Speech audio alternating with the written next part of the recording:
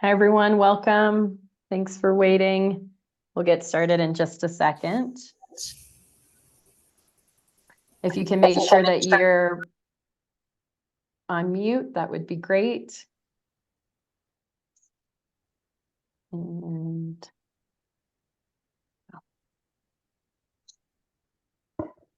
thanks for joining us, everyone. If you can go ahead and put your microphone on mute. But if you want to leave your video on, that's great. We love seeing your faces. And I'll just kick us off with a hello. So welcome, everyone. Thanks for joining us for the Resilient Food System Infrastructure Grant. We have an interpreter with us today, Liz Torres, and I'm going to let her go ahead and give the language justice introduction. Hi, everyone. Good afternoon. My name is Liz Torres, and I will be your Spanish interpreter with the Community Language Cooperative today. I want to thank this group for your commitment to language justice. And what is language justice? All it is that people have the right to speak and be heard of in the language of their hearts. So once I finish speaking, we will turn the interpretation on. And at that time, you will see a little globe icon at the bottom of your screen. If you click on that, you can select the language of your heart. Or if you're on a tablet or on a cell phone, it'll be the three little dots that'll take you to the menu for interpreting, and you can select the language of your heart from there. If you are fully bilingual, you do not need to select the language. I do please ask you to speak at a conversational pace so that I'm able to provide an accurate rendition of your message. Buenas tardes, mi nombre es Liz Torres y el día de hoy seré su intérprete con la Cooperativa Comunitaria del Lenguaje. Quiero agradecerles por su compromiso con la justicia del lenguaje. ¿Y qué significa esto? Significa que todas las personas tenemos derecho a ser escuchados y hablar en el idioma de nuestro corazón. Entonces, el día de hoy voy a interpretar del inglés al español simultáneamente. Y una vez que termine de decir esto, vamos a encender la interpretación y se verá como un globito terráqueo abajo de su pantalla y ahí puede seleccionar inglés o español. Si usted es bilingüe, no necesita seleccionar uno. Les recuerdo que por favor hablen a un ritmo de conversación para que así pueda brindarles una interpretación precisa de su mensaje. Gracias. We can go ahead and turn interpret.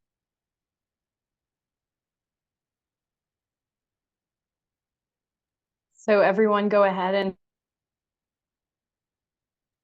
everyone please go ahead and select your language.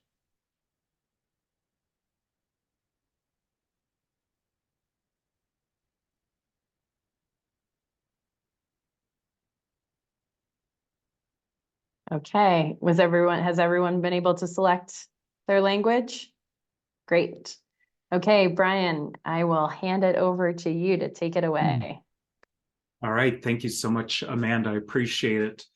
Good evening, everybody. Thank you for joining us here at the CDA for our webinar on the Resilient Food System Infrastructure Grant. My name is Brian Copham. I'm with the Markets Division. We have a couple of other CDA personnel here, as well as our wonderful interpreter who you've already met. So I will start by asking if Amanda wouldn't mind just giving a quick introduction of herself. And Amanda's been kind enough to help us with the Zoom technology, for which I'm very grateful because I wouldn't be good at it. So Amanda, if you don't mind.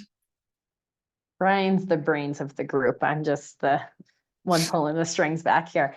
So hi, everyone. My name is Amanda Laban. I am with the Markets Division at the Colorado Department of Agriculture. I inherited our friend Tom's role as Market Director just last week. And I'm excited for us to dive into the details of this grant. And I will let Jody go ahead and introduce herself. Hi, my name is Jody Walder. I work in the markets department also. I work with Brian Copham, and I am his coordinator, his program coordinator. Wonderful. Thank you, Jody.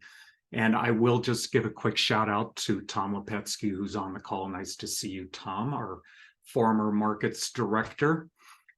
So for some quick instructions, please do stay muted unless you are wanting to speak at some point. And if you can enter questions into the chat, Jody will monitor the chat and then slip those questions in as we go along. We're going to have the presentation starting here in a couple of minutes, and I think the presentation will take about 20 minutes to give an overview of the grant, and then there will be an additional 20 minutes approximately for questions. So know that you will have that opportunity as well. And then thank you to those of you who do have your video on. I know it's not always easy to have the video on, particularly at 5 o'clock at night, but it really beats talking to a black square. So I appreciate your effort in doing that. And I think we're good if everybody has their language selected. And Liz Torres, please give me a chat or something if I'm speaking too quickly. My wife says I speak painfully slow, but she's from Pennsylvania. But I will try to be conversational speed. Okay, I'm going to go ahead and share my screen Okay, I'll share my screen so we can get the presentation going. Oh.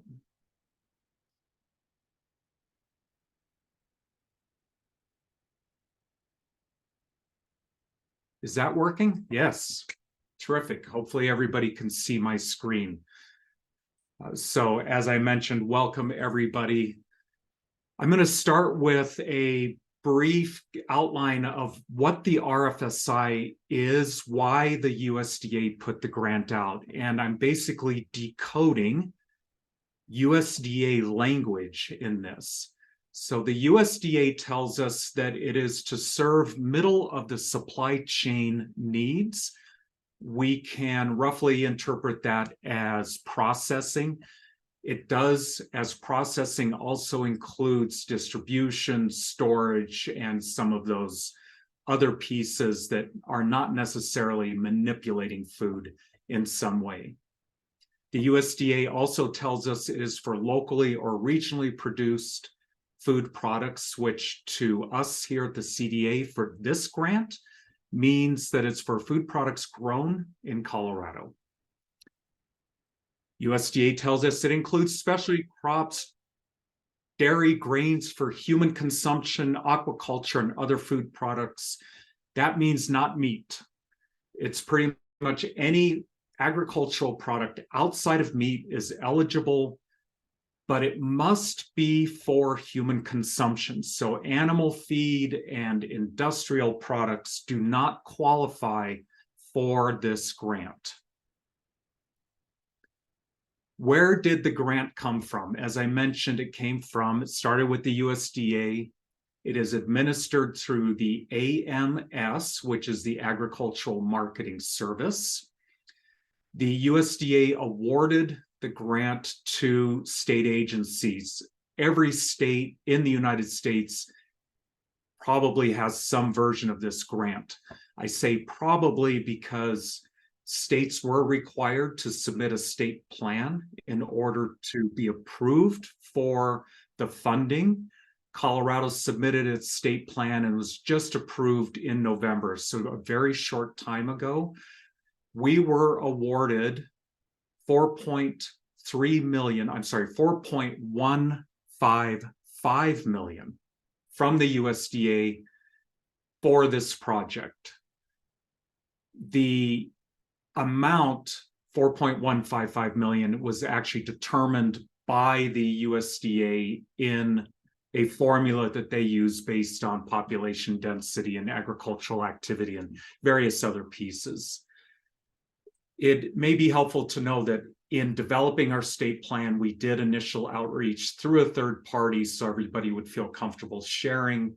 And we did have 33 responses to our survey, 12 individual interviews, and 5 virtual focus groups, all of which was 56 individuals. And we collected 600 comments in order to develop that state plan that we proposed. The grant criteria, oops, you know what? I apologize. I'm going to stop sharing for just a moment. For all of our Spanish speakers, I apologize because I did not have the bilingual version up. Let me try that again. Brian, and Jody dropped the Spanish slides into the chat, so.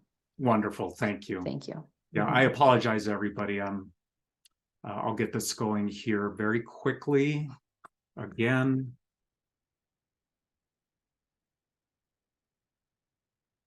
Share screen.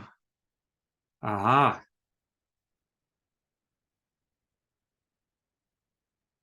Hopefully everybody can see that with the English and Spanish language. Okay, I will go quickly to where we left off. And we can also make a copy of this available, of course. Okay. The grant criteria, as I mentioned, it is processing projects for produce, grains, legumes, dairy, eggs. That's non-meat projects. One thing that is important to know is that about a year ago, the CDA ran a grant program called the Farm to Market Infrastructure Grant, and we made awards up to $150,000 in that program to 80 applicants who submitted successful projects. Through that program, we distributed $6 million to smaller projects and some of the seed projects for larger projects. This particular USDA grant, the awards are up to $3 million. Now, we only actually have $3 million to distribute in total for sub-awards to processors like yourselves. So it's unlikely we're going to make one single $3 million grant, but the point is what we're really looking for here are not smaller projects, but we're looking for those projects that are going to have a large impact on the food system by having that processing available. So in that, large impact means that the benefit extends beyond just a single operation. And again, those farm to market grants largely served some of those that had just a single operation, but here we're looking for a large impact on our food system. And we are prioritizing historically underserved or socially disadvantaged producers and food processors, which I will talk about just a little bit later in the slides, what that means. Potential awards are currently set between $200,000 and $3 million. The reason we don't know more precisely what that award number is going to be is because we are still surveying Colorado farmers, ranchers, and food processors to understand what kind of projects most benefit you and what you feel will have the biggest impact on the food system. So we're still collecting information, and we will show you how you can fill out that survey and contribute your thoughts in regards to what's really needed, and that'll help us focus in on those award amounts and how many awards we believe we're going to be able to make. In terms of process, you as processors and awardees will submit applications to the CDA. What's important to note is then the CDA review team, which will involve outside reviewers, will go through those and subsequently make recommendations to the USDA. The USDA ultimately will decide which projects get funded. So we are the first level of filter on that. It's also important to know that this grant does require a match. If you are an applicant and your project, an applicant that fits into socially disadvantaged definition, and your project does, then you will be required to provide a 25% match to the grant. If the project does not meet the socially disadvantaged definitions by the USDA, then you will be required to provide a 50% match. So if you are awarded $1 million, you have another $1 million that you will need to provide in order to meet the grant requirements. Timeline. As I mentioned, we are collecting information, additional information and feedback now. In the initial feedback that we received when we were building the state plan for USDA approval, one of the things that we heard repeatedly was, please simplify the application process. We fill out grant applications as well. We're well aware that it's a lot of work to fill out a USDA application, and this ultimately will be a USDA formatted application. So what we're doing is having 2 tiers of application process. The first tier is essentially a letter of intent. It's a very short application that tells us, what are you hoping to do? How much do you think it's going to cost? How will it benefit Colorado agriculture? It's much less formal than a full application. And with that, we will be able to determine, is the project eligible? Does it meet the criteria? Is it on track with the kinds of outcomes that the USDA and the state is looking for? And if so, then you will be invited to participate in providing a complete and full application in the second tier. In that way, we're hoping that everybody on this call will submit an application, because it will not be particularly demanding to share your idea and what you want to do and make sure that we're in the ballpark on it or not. The tier 1 applications we anticipate opening on February 5th. The period of time up until then will be used to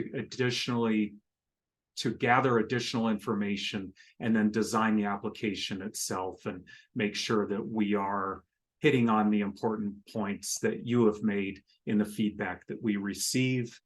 And then that should say March 7th, the tier 1 application period closes and the review period begins.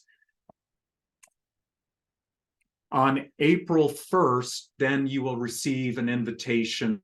We open the tier 2 applications. And then by May 7th, we will send our final recommendations to the CDA. There may be changes to this timeline at this point. I think we're going to be pretty close in here. And then in terms of next steps that we would love you to do and invite you to do, there is a survey link on our website at ag.colorado.gov/RFSI. You can find the survey link there. And Jody, if you wouldn't mind copying this and popping it into the chat as well, you can also go directly to the link. Please fill it out and share with us what's important to you. An unsuccessful grant program would look like funding a bunch of projects that don't really strengthen the food system because they aren't what you need. So your feedback is critical in shaping this grant and making sure that whomever the funding goes to, that it does strengthen all of Colorado agriculture. And with that, I will open it to questions, unless, let me first ask Amanda and Jody if there's anything that I missed that you feel should be shared. Brian, I'll just jump in with the questions that we got in the chat while you were speaking. And that first one was, is honey an acceptable eligible product. Yes, yes, it is. Unless, okay, yes, I'm just going to say yes, it is an eligible product. If you were slaughtering bees, it would not be, but it is, just in the same way that dairy, eggs, those are eligible products. Okay, and then the second question I'll read, and it's, can match be made up of other federal funds? I'll have to email that question out. We're still working through some of the particulars of in-kind versus cash, and there are restrictions on how funds can be used. It is my understanding that typically the federal government does not allow other federal grants to serve as match money. However, state grants or other grants could be used. So we'll have to make note of that question and get back to you on that.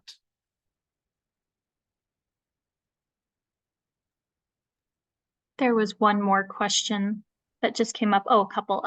The next one is, will the CDA or the USDA be the point of contact for reporting? The CDA will be the point of contact for reporting. So we will be administering the grant program on behalf of the USDA. The next question is two questions. Will these funds only be allowed to be used towards leased equipment, or will they be able to be for purchase? You can use them to purchase equipment. There are some restrictions on vehicle purchases. For instance, you cannot purchase a general vehicle with them, meaning if it's processing specific, an example might be a tanker for hauling milk, which is very processing specific. If it's a pickup, however, that can generally be used, it wouldn't be eligible, but you can definitely purchase equipment. It's not just for lease, and it is also applicable to building construction. Here's another one for you. Are there examples of projects likely to be funded? Also, what entities will be grantees? So it's like a two-part question. Can you repeat the first part, Jody? Sure. Are there examples of projects likely to be funded? There are, and I happen to pull some up here. So this is general kinds of ideas of the things that the USDA is looking for. So examples include expanding processing capabilities, including adding product types, increasing production volumes, and supporting new wholesale or retail product lines, modernizing equipment or facilities through upgrades, repairs, retooling. In other words, adapting product lines for institutional procurement or adding parallel processing capacity, just increasing your capacity.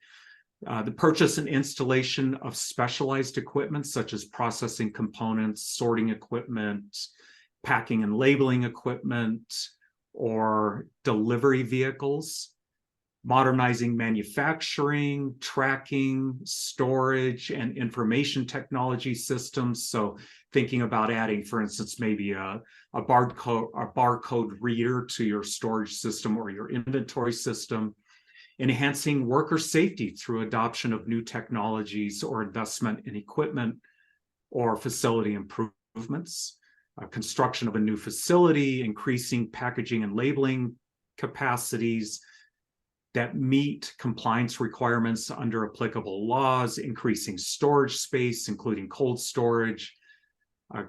This is an important one here. I think developing, customizing, or installing climate smart equipment that reduces greenhouse gas emissions, increases efficiency in water use, or improves air and or water quality, modernize equipment to ensure food safety, including HACCP plans and training, and the training on the use of all equipment purchased under the grant and associated new process. And I just want to add here real quick, I have received some questions about hiring personnel with the grant money. Like, can I hire an operator? And according to the USDA, under the grant, you can hire term limited personnel to assist with project implementation activities. So that would be hiring somebody for some part of the grant period while that project is under development to assist with that, but it would not include somebody who's actually going to operate the equipment after it's been put in place. So they're really looking for hard equipment investments in most of these cases, or hard material investments. Okay. The second part of that was also what entities will be grantees? For-profit entities are generally all eligible to be grantees, and I have had some difficulty interpreting their exact take on nonprofit entities as grantees. It is my understanding that nonprofits are also eligible. I do need to confirm that, and I did see in the chat somebody popped up something about collaboratives. So cooperatives and entities like that would certainly be qualifying entities. And if you can drop your email in, I suppose we may publish a list of answered questions on the website, in which case I will get further clarification on nonprofit entities. Okay, next question, Brian.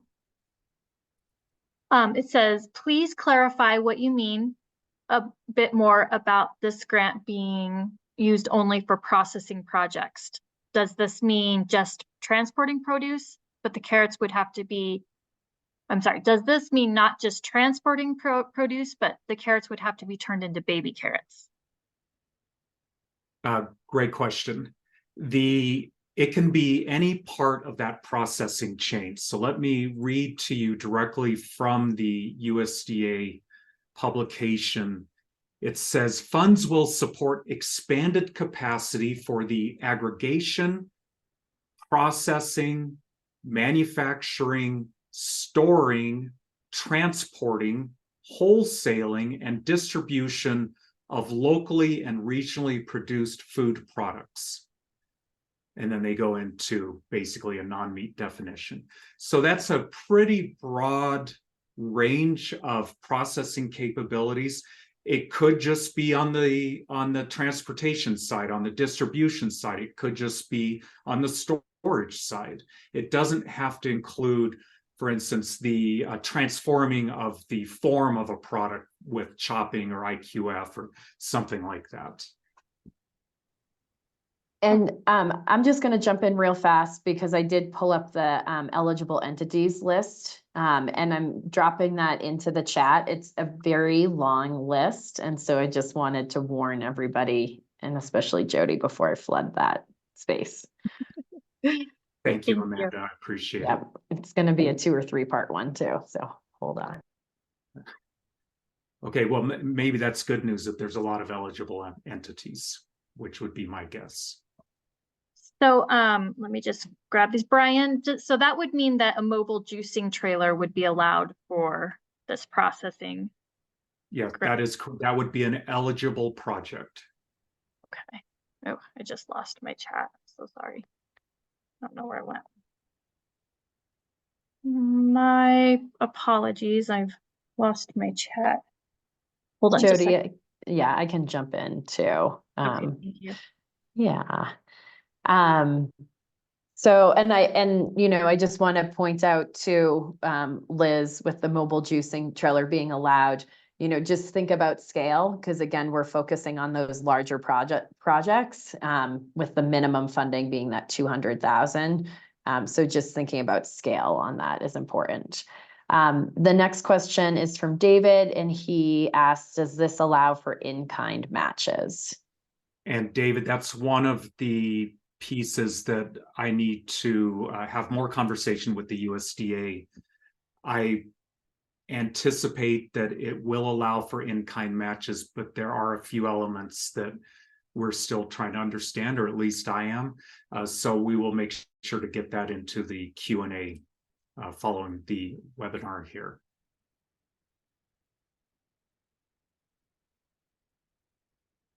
And I see a question here from Elizabeth. Will there be any priority for public-private partnerships? Currently, the only priorities that we have been made aware of are for socially disadvantaged applicants, organization ownership, and projects that have a particular impact on socially disadvantaged populations. So I'm unaware of any priority for public-private partnerships at this point. And in terms of, is wine an acceptable value-added product? My answer is yes. Okay, next question. Can we see a copy of the list you're reading, Brian, about the USDA, what the USDA is looking for? Would that be in the slides possibly, or do you have a? Well, let me copy what I had read and then drop it in the chat. And then I will find the link to that particular document. Whoops. Yeah, there we go. And drop that in as well, so everybody can go straight to the USDA information and be amazed by their loquaciousness.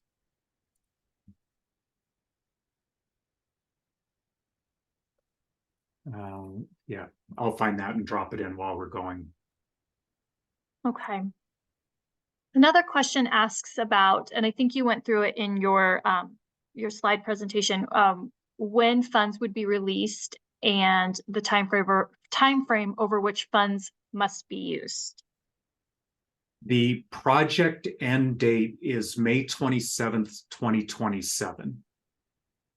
There is approximately, so the USDA has some language about a 2-year window to complete the grant. But my understanding is the final date to be reimbursed for any expenditures would be May 27th, 2027. And we'll probably want to wrap projects up just a little bit before that, because that is also a reporting deadline for the CDA. So we need to have information by then, but it is a multi-year project. Okay. It seems that this grant is geared towards collaboration. What is the minimum number of participants for the collaboration?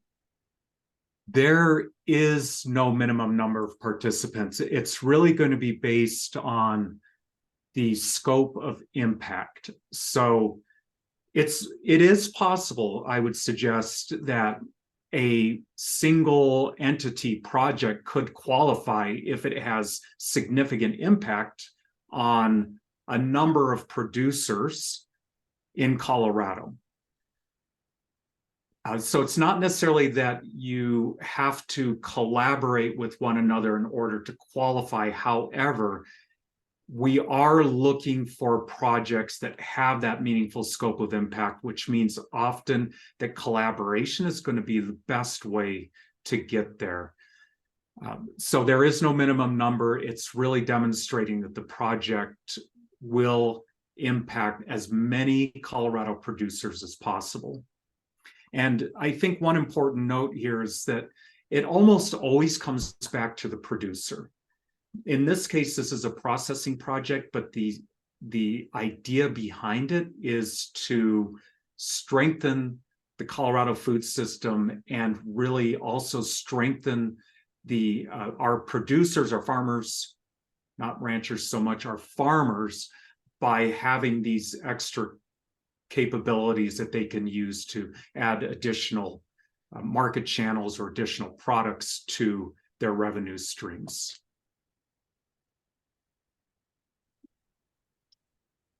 Next question, is there a rural priority?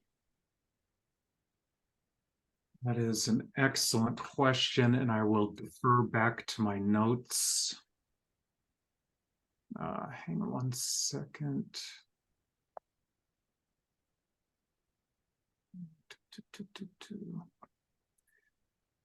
Well, this is really the language that is driving most of this. And so there's I would say small is probably our differentiator here.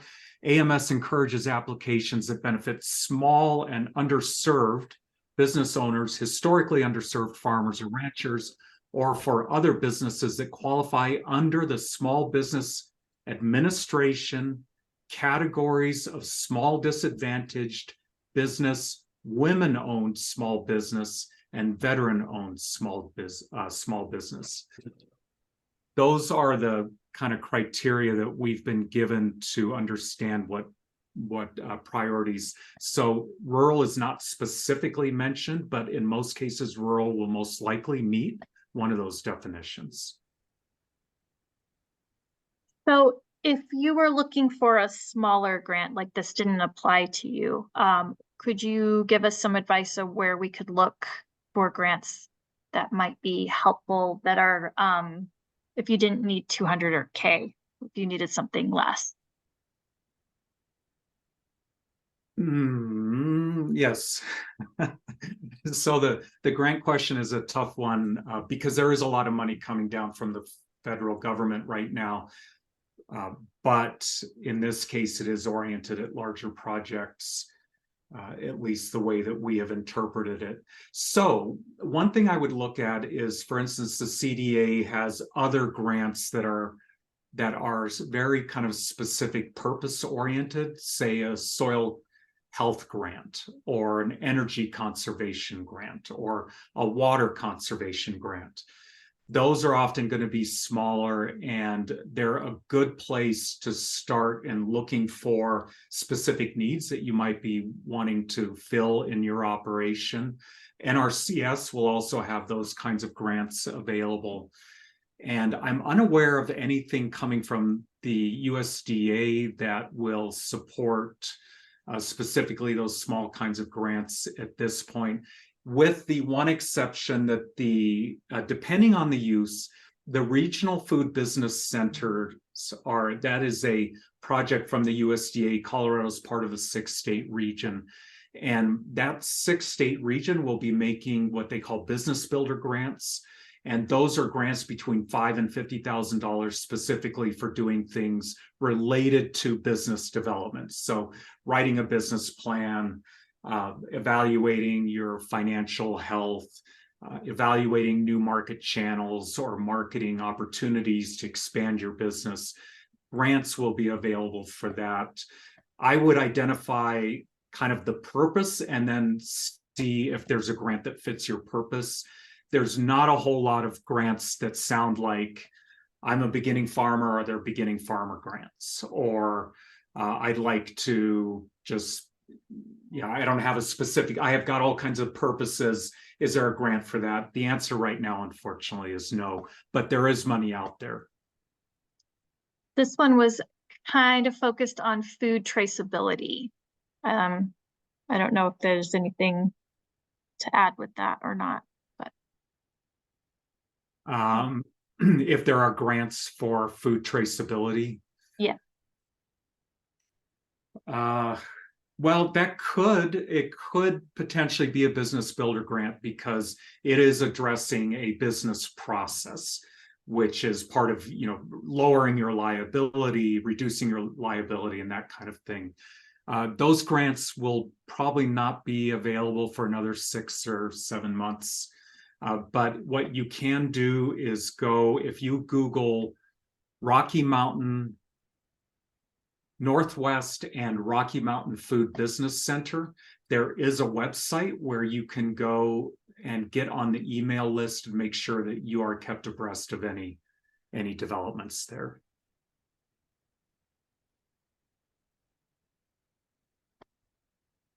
Okay. Thank you, Brian. The next question asks, let me just read this really quick. Would this grant be, can it be used for more than one line of processing, such as, like cold storage, and then also using it for further processing space? So can it be directed at 2 projects? It would be, you would have one project, but in this case, you're talking about 2 different elements to that project. And I believe there's no barrier to that being eligible. It's as long as it all fits within that definition of processing. Non-meat human consumption processing. Okay. The next question says, does this follow the NRCS version of underserved populations? I'm going to go with the language that's in the USDA document, which is that it is specifically small and underserved business owners, all capitalized, historically underserved farmers or ranchers that qualify under the SBA. So I think, Elizabeth, I'm thinking that this is really following that SBA definition. I'm not sure exactly what NRCS is using. However, from that definition, it does have women-owned small business as one of the prioritized populations. And you're welcome for the amazed by their loquaciousness. It makes me laugh inside every time. Okay. Ready for the next one? I am. Okay. Is this grant reimbursement based? Yes, it is possible that we can get a waiver for some amount of the advance, but generally the monies are all reimbursement based. We have had success in the past getting up to 50% advance, but we'll have to negotiate that with the AMS to see if they will allow that.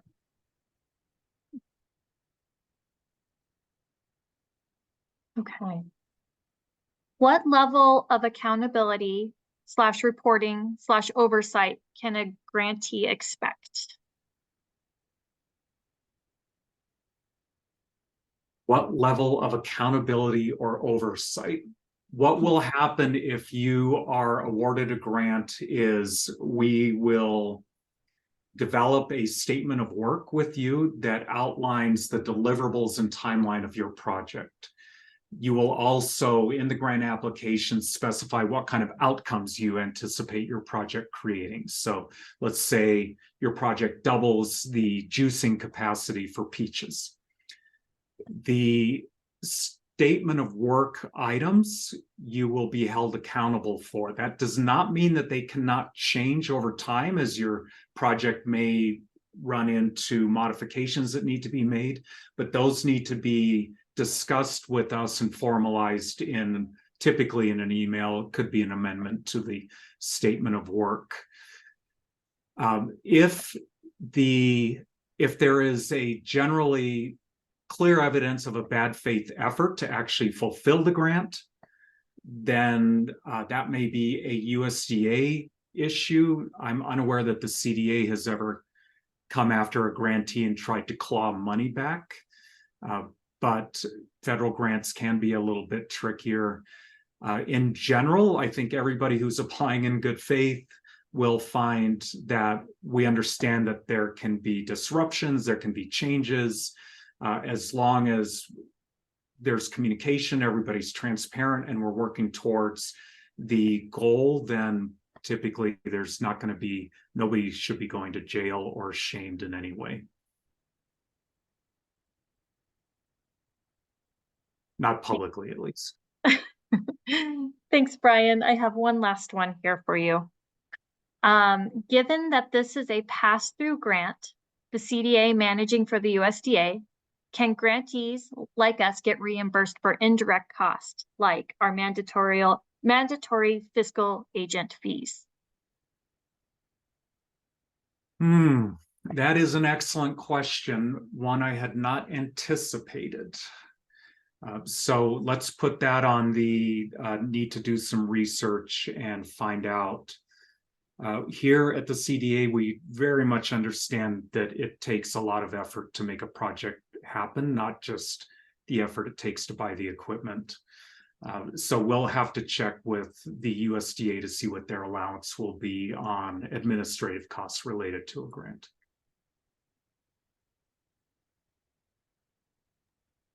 And Rachel, oh, sorry, I'll just add that that document that I dropped in there. I don't know if you guys were able to see that. That's the really extensive, it's like a 32-page PDF that came from USDA when we were writing our state plan. And a lot of what Brian has been saying, comes from that document. I think they address your question in there, but I haven't found it quite yet. So I'll try to find it and pull it out. Amanda, is that the $2,500 grant that Rachel asked about? Oh, no, I was just dropping that in for whoever was looking for small grants. Oh, I see. Oh, I Thank had you. mentioned that Thank the you. food summit, and Yeah. so maybe that's one to track down. Great. Thank you, Rachel.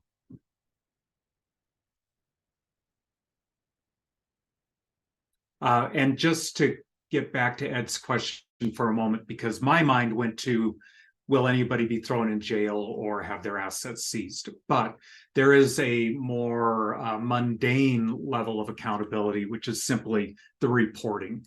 There will be reporting requirements on a regular basis, probably semi-annual, so twice a year, to provide project updates and that type of thing, as well as budget updates. Okay, I got another question for you, Brian.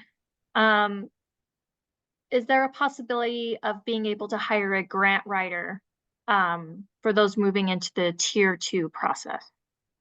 That, yes, that is a regional food business center possibility.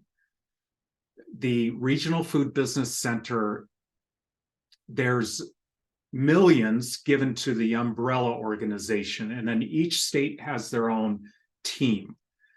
The Colorado team is given $70,000 a year to spend on the regional food business center activities specific to Colorado, which is not a lot of money. But there has been discussion about using some of that money to award scholarships or grants to RFSI, those who are invited to apply for second tier application, to help hire a grant writer and get that kind of support. So that would not come from the RFSI fund, but it would come from the Regional Food Business Center. Fortunately, we're in close collaboration between the two projects, so we will make sure that that information is available as well, and as soon as we have it.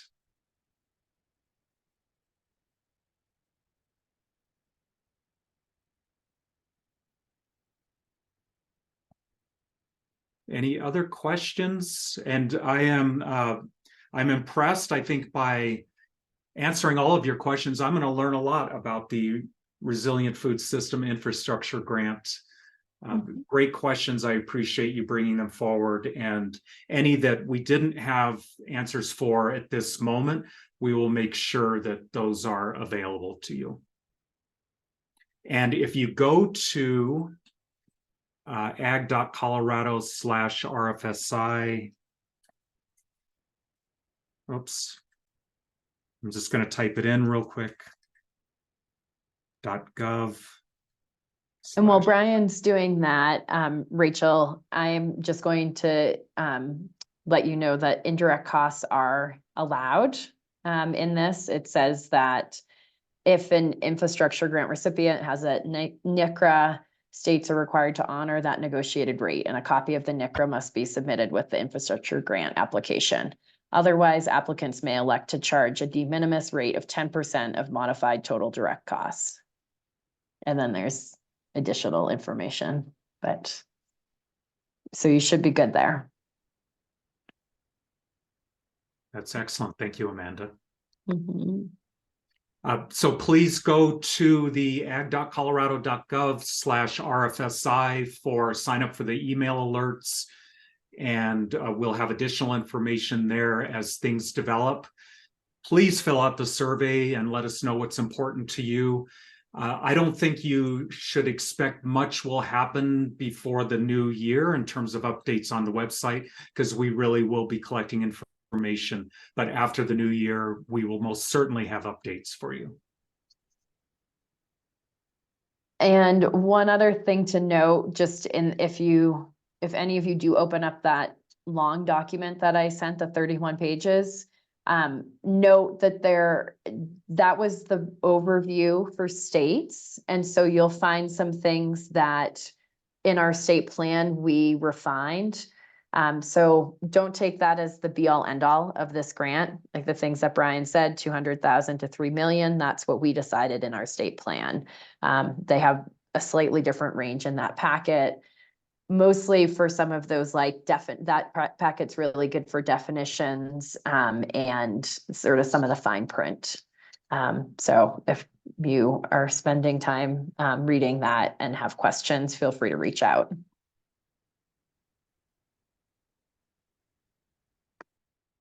Thank you, everybody. It was a pleasure to spend a little bit of the evening with you.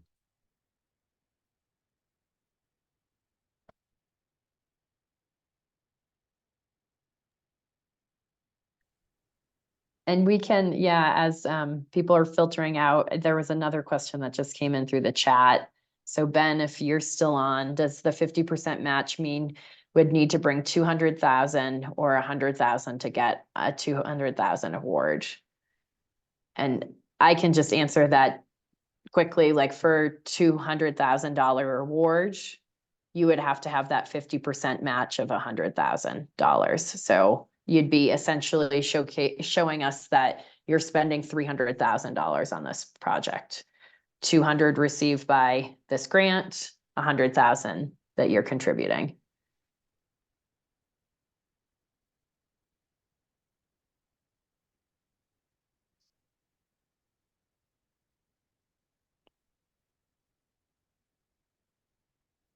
Amanda, Yes. shall we formally kill the presentation unless somebody has something else? I Thank thought you, Ed wanted, yeah, Ed, did you want to ask something? You can come off mute.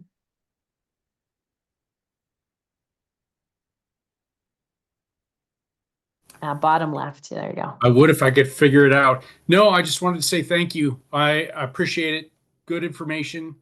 I'm going to dig into the plethora of verbiage. Enjoy. Yeah. Thank you. You guys take care. Happy holidays. Thank you, Ed. You too. Thanks. Take care. Yeah, I can go ahead and I'll stop recording.